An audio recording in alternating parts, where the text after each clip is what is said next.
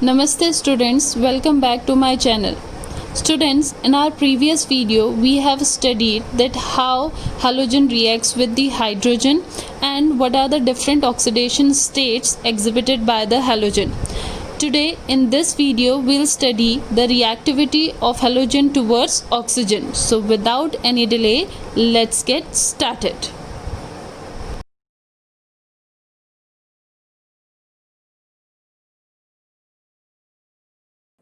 So students, today we will talk about the reactivity towards oxygen. Now, all the halogen, they reacts with the oxygen to form binary compounds, and we will study the oxides of different halogens separately. Means first we will study the oxide of fluorine, then bromine, and then iodine. So first we will talk about the oxides of fluorine. First we will talk about the oxides of fluorine. Now, the fluorine generally form two types of oxide. Fluorine generally form two types of oxides, OF2 and O2F2. OF2 and O2F2. And these oxides are exceptions also, because in these oxides the oxidation state is positive. The oxidation state of oxygen is positive, whereas in other compounds the oxidation state of oxygen is negative. So, fluorine form two types of oxides, OF2 and O2F2. However, this OF2 is thermodynamically stable. This OF2 is thermodynamically stable at room temperature, means thermodynamically stable at 298 Kelvin. But this O2F2 is highly unstable and decomposes into its element even at 178 Kelvin. Means even at 178 Kelvin, it decomposes into its elements, that is oxygen and fluorine. It is highly unstable, but this one is thermodynamically stable at room temperature. First thing is this. Now, if we talk about the preparation of these two, so OF2 can be prepared by passing fluorine through 2% solution of sodium hydroxide. So whenever we pass fluorine with 2% NaOH solution, then we get NaF plus HF plus O2. NaF plus H2O plus O2. NaF plus H2O plus O2. So this not O2, it's OF2. So whenever we pass fluorine through 2% NaOH solution, we get OF2. And if we have to prepare O2F2, so we'll prepare O2F2 by passing the electrical discharge through a mixture of oxygen and fluorine at low pressure and liquid air temperature. So O2 plus F2 by passing electric discharge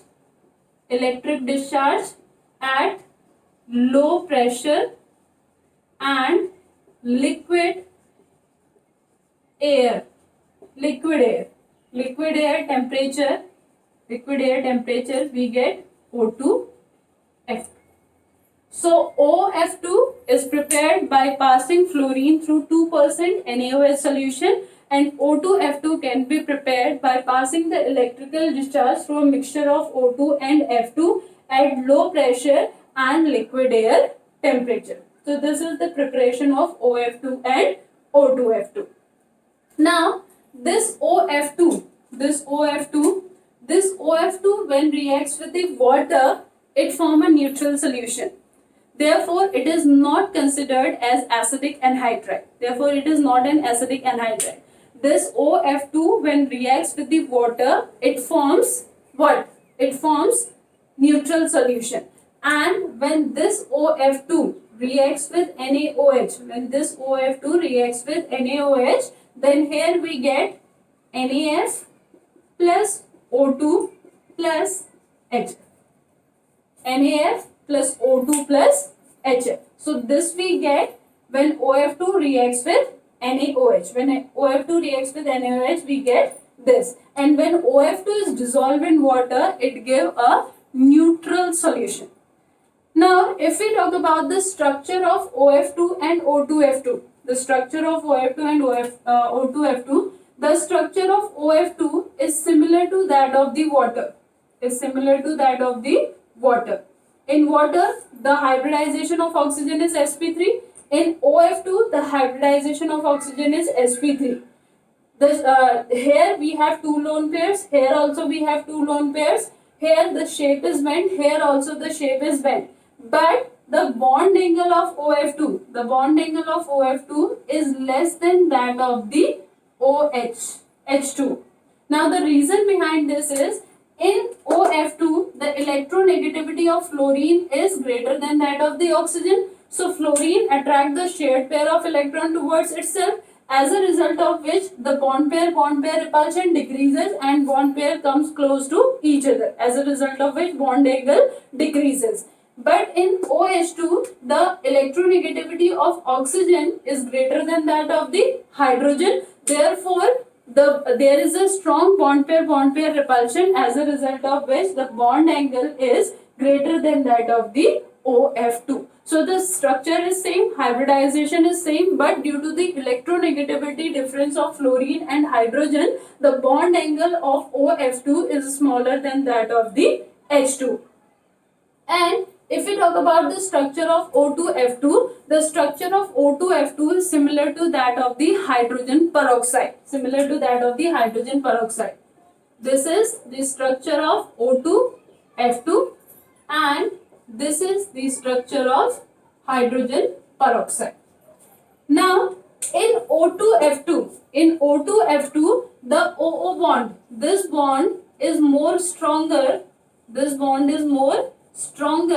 As compared to this bond. This bond is more stronger as compared to this bond. Now the reason behind this is, here we have two lone pairs in this oxygen and two lone pair in this oxygen. Similarly, two lone pair here and two lone pair here. Now, due to electronegativity difference, fluorine attracts the shared pair of electron towards itself, as a result of which the lone pair repulsion between the two oxygen decreases, and due to the decrease in the lone pair repulsion, stability increases. Here the electronegativity of oxygen is greater than that of the hydrogen. Therefore, what happened? The lone pair repulsion of oxygen is greater as compared to the lone pair repulsion of oxygen in O2F2, and because of lesser lone pair repulsion in O2F2, the stability is greater. So here the structure is similar to that of the water, but the bond angle is lesser than that of the water. Here the structure is similar to that of the hydrogen peroxide, but the bond between O and O is more stronger as compared to the hydrogen peroxide because of the lesser lone pair repulsion in the oxygen. And in both the case, the reason behind this is the more electronegativity of the fluorine atom. But if we talk about the length of oxygen and fluorine bond, so length of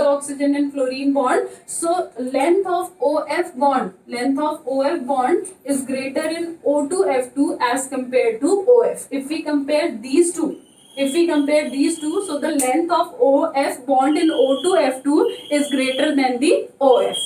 Oxides of other halogens.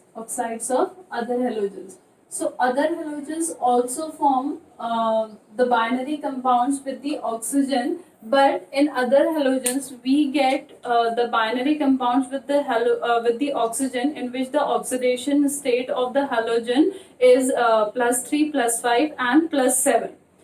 Now chlorine, bromine, iodine, they all combine with the oxygen to form the oxides, but out of these three oxides, the oxides of iodine is most stable, while the oxides of bromine is least stable. So we can't say that on moving chlorine to iodine stability increases, or on moving chlorine to iodine the stability decreases. Because the strength is, if we talk about the stability of the oxides, so the oxides of iodine are most stable among chlorine, bromine and iodine. then oxides of chlorine, and then oxides of bromine. Now, this is due to the reason that as we move down the group, what happened? The difference in the electronegativity of the oxygen and the halogen increases, as a result of which the polarity of the bond increases. The polarity of the bond increases, and due to the increase in the bond polarity, the bond of I and O, the bond between iodine and oxygen, is more stable. Therefore, the oxides of iodine are more stable. So the oxides of iodine are more stable due to the polarity of the bond. Clear? Why the polarity is high in case of oxides of iodine? Because of the greater electronegativity difference between the oxygen and the iodine. The bond is more polar as compared to chlorine and bromine.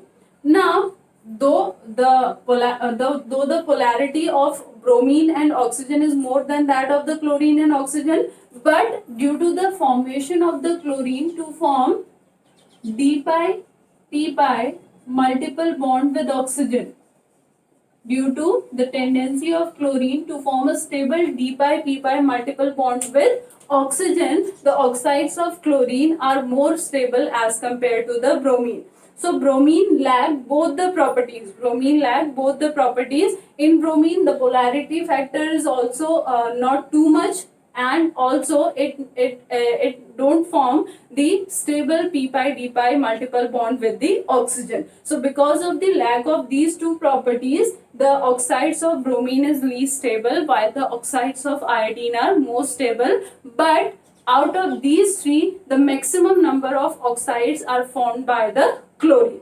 The maximum number of oxides are formed by the chlorine, but the most stable oxides is formed by the iodine. Maximum stable due to the polarity of the iodine and the oxygen bond. Now, we will talk about the oxides of chlorine first. We will talk about the oxides of chlorine. So, chlorine form 4 oxides. And these 4 oxides are ClO2, Cl2O, Cl2O6 and Cl2O7. Now, the formation of the oxides of the chlorine and oxygen is a highly endothermic reaction. Therefore, the direct reaction between the chlorine and the oxygen is not possible. The formation of the oxides of chlorine is highly endothermic reaction. Therefore, we can't prepare the oxides of the chlorine by the direct reaction between the chlorine and the oxygen. So, there are indirect methods through which we can prepare the oxides of the chlorine. So, first of all, we will study the preparation of Cl2O. So, whenever we react chlorine, means first we are preparing Cl2O, then ClO2, then Cl2O6 and then Cl2O7. And in all the preparation, we never use the direct reaction between the chlorine and the oxygen. We use the indirect reaction between the chlorine or any other compounds to form these oxides. So first of all, we'll prepare Cl2O. And Cl2 is prepared by passing chlorine with HgO, freshly prepared mercuric oxide, at 573 Kelvin. HgO at 573 Kelvin. And this mercuric oxide, this yellow mercuric oxide, should be freshly prepared. So by reacting chlorine with the freshly prepared mercuric oxide at 573 Kelvin, we get Cl2O, and along with Cl2O, we get HgCl2.HgO. So this is the reaction. This is the reaction of the preparation of Cl2O. So by reacting a freshly prepared yellow mercuric oxide with the chlorine at 573 Kelvin, we get Cl2O. Now next is the preparation of ClO2. Now ClO2 is prepared by the sodium chlorate. That is NaClO2. that is NaClO2. Sodium chlorate is NaClO3. By reacting the sodium chlorate with the oxalic acid. Oxalic acid is COOH, COOH, COOH. We get COONA, COONA. This get converted into this, and other thing we get ClO2.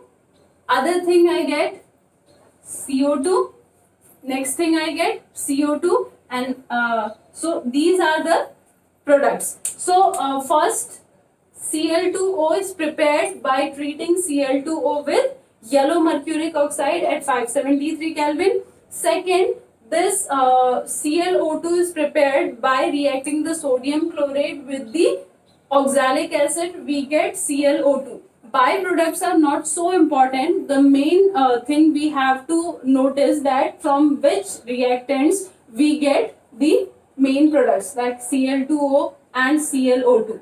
Now Cl2O6. Cl2O6 is prepared by the ozonolysis. Whenever we react ClO2 with O3, that is the ozonolysis of ClO2, we get Cl2O6. We get Cl2O6. So by the ozonolysis of ClO2, we get Cl2O6, and Cl2O7 can be prepared by HClO4.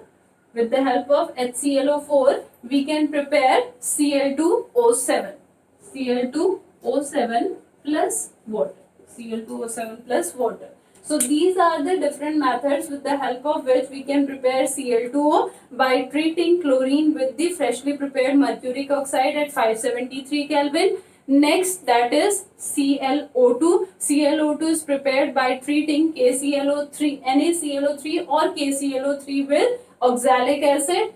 Cl2O6 is prepared by the ozonolysis of ClO2, and Cl2O7 is prepared by the careful dehydration followed by the distillation of the HClO4. So dehydration followed by the distillation of the KCl4 or HCl4, we get Cl2O7 plus H2. Now if we talk about the structure, of Cl2O, it is like this. Means it is similar to OF2. The structure is similar to OF2, in which the oxygen is sp3 hybridized, two lone pair are there, and the shape is bent. But the bond angle, this bond angle is greater than that of the OF2. Bond angle is greater than that of the OF2. Now the reason behind this is the electronegativity of oxygen is greater than that of the chlorine. So the electrons are more towards the oxygen, as a result of which there is a stronger bond pair repulsion, and as a result of which they move apart from each other, as a result of which bond angle becomes greater than that of the OF2. Next, if we talk about ClO2 structure, in this the structure is this, but the chlorine is sp2 hybridized.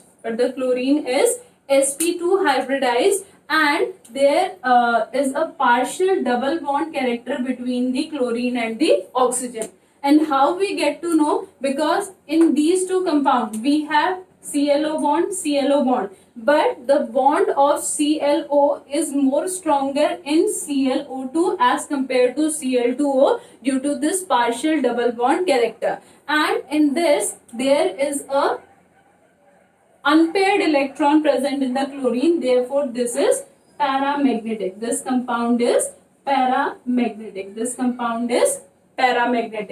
And the structure of these two compounds,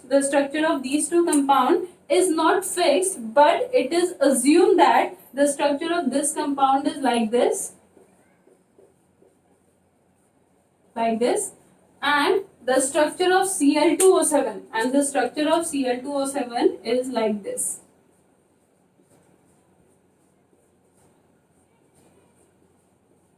Spectroscopic study revealed that the structure of these two compounds are like this way.